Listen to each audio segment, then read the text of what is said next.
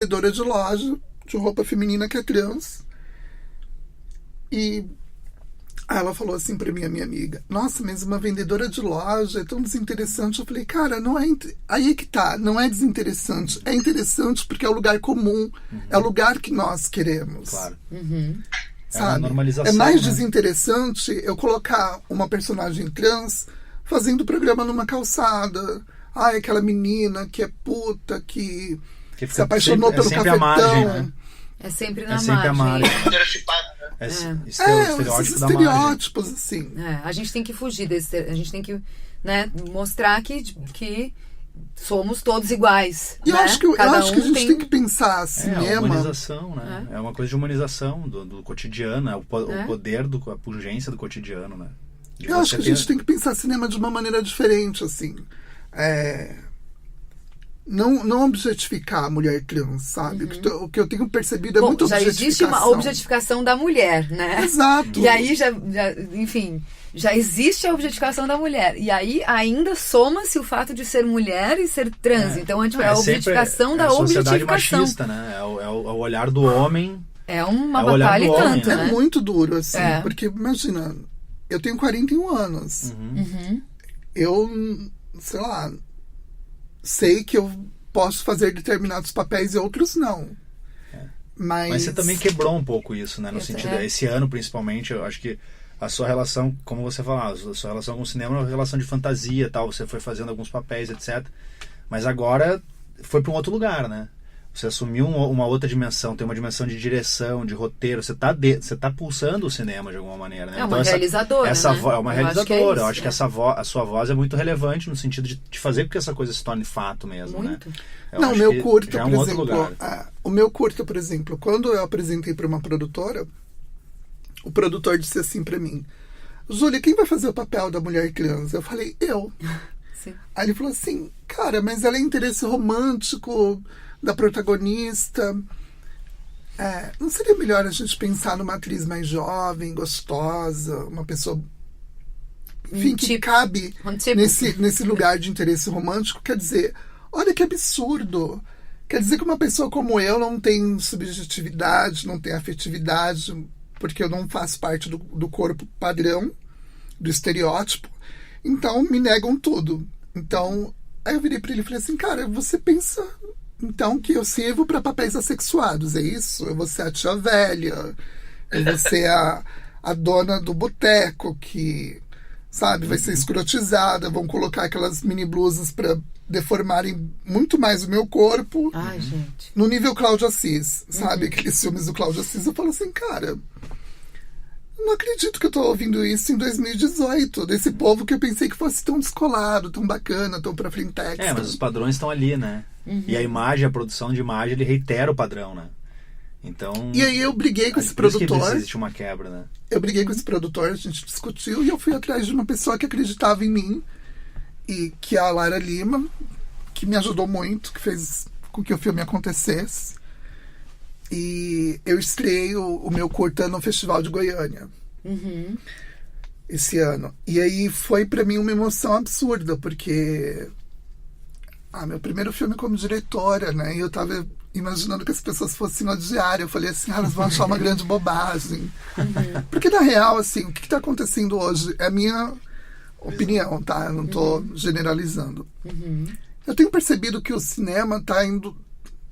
O cinema brasileiro independente, esse cinema do qual eu faço parte, ou você faz o cinema lacração, e o cinema lacração você pega tudo que está agora sendo assunto, desde as questões, desde as questões sociais até essas questões de gênero, e aí você faz os seus filmes. Ou você vai para um lado que é aquele cinema que o diretor faz para si mesmo, sabe? Que é o tipo assim, vou colocar todos os meus pesadelos num papel e vou filmar isso e as pessoas vão chamar de arte. Sim. E aí ganha muitos prêmios. E aí, ok, esse cinema existir, eu acho que tudo pode existir. Agora, o que eu acho que é importante é assim, a gente pensar em cinema também para público. Então, eu ouvi de pessoas assim, Ju, seu filme não entrou em tal festival. Cara, pra mim isso é um absurdo. Porque o seu filme é uma bobagem, assim. Ele fala só sobre afetividade. Mas por que a afetividade é uma bobagem? Por que relações humanas estão sendo... É uma história de amor simples, é uma história de uma mulher que está recomeçando a vida, tem um start. É uma comédia romântica. Não. Não é um melodrama. Um melodrama. Ele seria uma comédia romântica e se transformou num melodrama porque no processo eu descobri que eu tô muito mais próximo do melodrama do que da comédia romântica. Sim, Então, é muito louco isso, você perceber que as pessoas hoje estão julgando os filmes assim. Ah, gostei do teu filme, mas é ok. Não tem lacre, não tem questão social, não é político, não há... Mas será que a gente só tem que fazer filmes lacres ou filmes para si mesmo? E filmes para que a gente possa conversar sobre nós mesmos, assim, sobre relações humanas. E filmes que a gente possa exibir para grandes públicos. A gente não pode fazer? Sim. É uma coisa... Tem um preconceito, né? Do tipo, Globo Filmes, blá, blá, blá. Mas a gente pode fazer, assim. E aí, quando o filme passou em Goiânia... Muita gente veio falar pra mim que tinha gostado e aquilo me deixou tão feliz, porque eu disse assim, cara, é isso, eu fiz esse filme pra essas pessoas. Claro. Eu não fiz o filme pra ganhar prêmio, pra subir no... Eu amo prêmio, mas... Já ganhou vários, por sinal. Definitivamente esse filme não é pra prêmios, assim, mas é um filme que eu tenho muito orgulho, porque eu falei sobre o que eu acredito, assim, que é... Eu acho que o meu cinema vai por esse caminho. Os dois próximos filmes que eu já tenho prontos, assim, o roteiro é novamente filmes sobre relações humanas. E aí aceitem que dói menos, porque eu não vou fazer filmes de lacre, assim. Eu não tenho interesse nesse filme, nesse cinema de acontecimento, sabe? Esse cinema evento. Eu não vou explorar a imagem de uma mulher transexual para que as pessoas digam para mim, olha... Visibilidade, que legal. Prêmios, críticas. Eu não quero ir por esse caminho, assim. E aí eu acho que a gente, as mulheres trans, a gente tem que se reunir. Eu sempre digo isso quando eu me encontro com muitas delas. E falo, a gente tem que começar a entender o nosso lugar nesse mercado. E aprender a dizer não, cara, porque... As meninas do Berenice Procura, com certeza, podiam ter dito não, porque é vergonhoso, assim. Da primeira à última cena, o roteiro constrói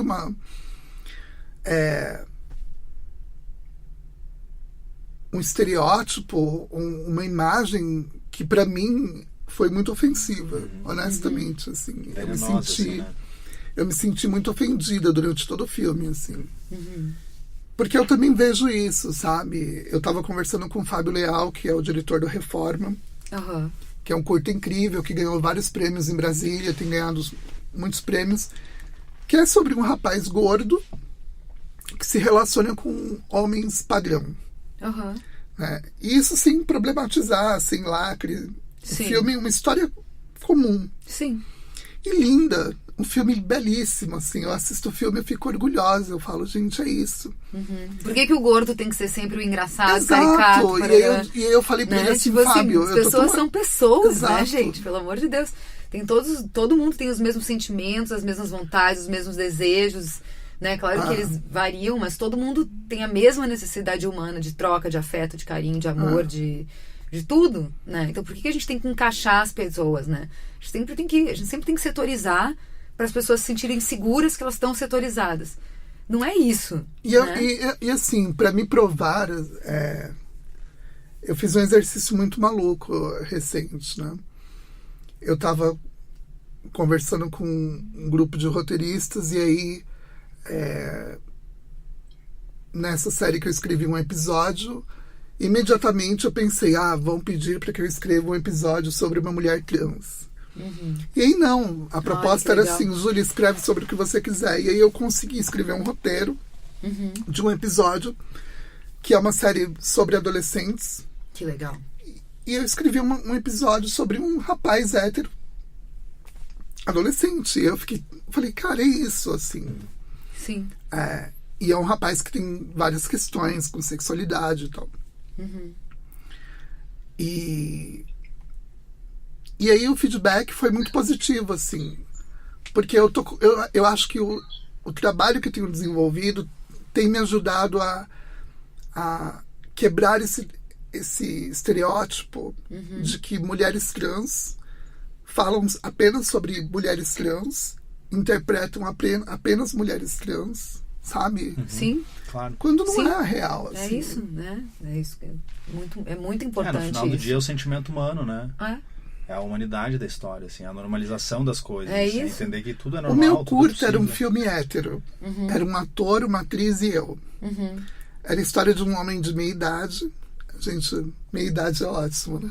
Era a história de um homem de 50 e poucos anos, cineasta, que tinha feito um único filme, que o filme tinha sido muito premiado e ele teve um bloqueio artístico. E aí ele entrou numa depressão profunda, perdeu a esposa, enfim. E aí ele descobre que mora uma mulher no prédio, que é uma mulher trans. E ele se interessa por ela, e aí, enfim. Nesse mesmo dia em que ele começa a ter um contato com essa mulher trans, a ex-mulher aparece e quer voltar para ele. Então ele fica dividido entre esses dois mundos, assim.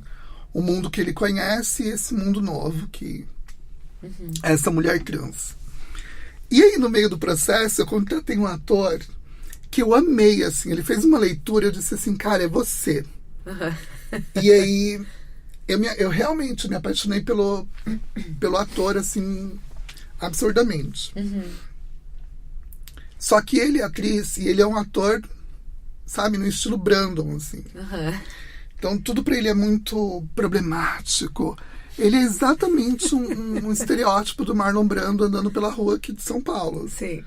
Falo, gente, que loucura, quem é essa pessoa? Ele se veste como o personagem do Último Tango em Paris.